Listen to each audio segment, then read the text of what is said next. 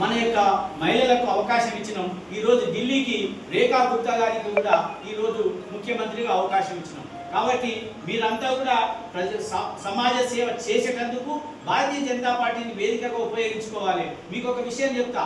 మార్చి 16 నాడు మన యొక్క నరేంద్ర మోడీ గారు మన యొక్క నాగర్ కర్నూలుకి వచ్చినప్పుడు ముందు రోజు రాత్రి ఒక సందేశం వచ్చింది మా దగ్గరికి. స్టేజ్ మీద 14 మంది ఉండాలి, 14 మందిలో 7 మంది మహిళలు ఉండాలి అని చెప్పాను.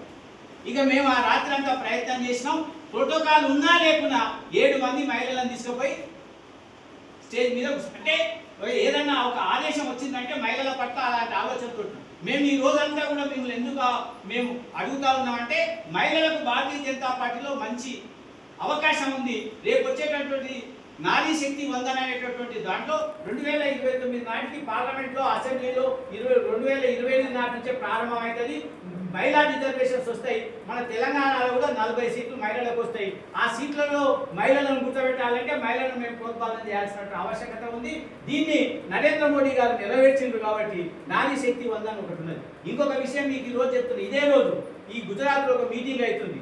డిఐజీ మహిళ, ఎస్పీలు మహిళలు, సిఐలు మహిళలు, డిఎస్పీలు మహిళలు, పోలీసు వాళ్ళు మహిళలు, ఎస్ఐలు మహిళలు, మొత్తం మహిళలే బందోబస్తు చేసినారు. పురుష అధికారే లేడు. ఈరోజు మన మీడియాలో వస్తుంది రాలేదు, కానీ గుజరాత్లో అలాంటి అవకాశం వచ్చింది. అంటే మొత్తం మహిళలే చేస్తుంది ప్రోగ్రామ్ మొత్తం. అంటే ఆయన బందోబస్తు మొత్తం మహిళలే. ఈరోజు సైన్యంలో మహిళలను పెట్టిండు. తర్వాత సిబిఐలో ప్రతి దాంట్లో కూడా మహిళలకు అవకాశం ఇస్తున్నటువంటి పార్టీ దేశంలో ఏదన్నా ఉందంటే కేవలం భారతీయ జనతా. ఎందుకు మరి ఈరోజు చాలా మంది భారతీయ జనతా పార్టీ మీద ఇది చెప్పే బదులు ఈ మహిళలకు వచ్చే అవకాశాన్ని ఇంకా 30 ఏళ్ల వరకు దీన్ని ముట్టుకోవద్దు అంటున్నారు. ఏది ఈ పార్లమెంటు స్థానాలు పెంచడం, తగ్గించడం, జనాభా ప్రకారం అవి వద్దంటే ఎందుకు వద్దంటే మహిళలకు వచ్చే అవకాశాన్ని అడ్డుకోవడానికి అనేక రూపాలుగా ఉద్యమాలు చేస్తున్నారు. కానీ అది ఎవరితనం కాదు. తప్పనిసరిగా మహిళలకు అవకాశం ఇచ్చి తీరుతాం.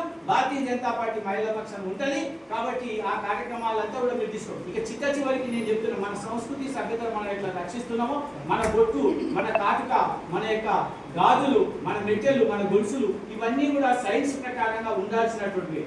ఇంకా మీకు ఒకసారి నేను మరొకసారి చెప్తున్నా, ఏదైతే పెళ్లి కంటే ముందు ప్రీ వెడ్డింగ్ అని ఒకటి జరుగుతుంది, షూటింగ్. అది చాలా గలీజ్గా ఉంది. కాబట్టి దాన్ని కొంచెం మార్పించేటువంటి ప్రయత్నం చేయండి. ప్రీ వెడ్డింగ్ అట్లా ఉండదు. అది కూడా మళ్ళీ ప్రీ వెడ్డింగ్ తప్పనిసరిగా మన యొక్క పెళ్లిలో రకంగా ఉండడం మంచిగా లేదు. ఇంకొకటి రిసెప్షన్ నాడు చూస్తున్నాం మేము అమ్మాయిలను వాళ్ళేందో పెళ్లి నాడేమో చీర కట్టుకుంటారు, మంచిగా తలవాలు పోసుకుంటారు. రిసెప్షన్ నాడు ఉన్నాయని తీసేసి ఏదో చిన్న డ్రెస్ వేసుకొని ఈ పొట్ట కనిపించేటట్టు, ఈపులు కనిపించేటట్టు ఇదంతా ఏమంతా గలీజ్గా ఉందామా? నేను మన సంస్కృతిని కాపాడాలని నేను మీకు సవినయంగా విజ్ఞప్తి చేస్తున్నా. వీటిని మనం తక్కువ చేయాలి. ఇవి సరైనది కాదు. ఆ ఫోటోగ్రాఫర్ ఇంకొకటి చెప్తున్నారు, వాళ్ళు తలవాలు పోసుకుంటుంటే వాడు కింద ఉండి చూస్తున్నట్టు ఫోటోగ్రాఫర్. వాళ్ళ తలవాలు మీరికేళ్ళు పోస్తుంటే ఇంకోటి ఇంకా మీరు చూస్తుంటే ఫోటోగ్రాఫర్స్ ఎట్లా చేస్తున్నారంటే ఆ అమ్మాయిని ముఖం తిప్పమని చెప్తలేరు.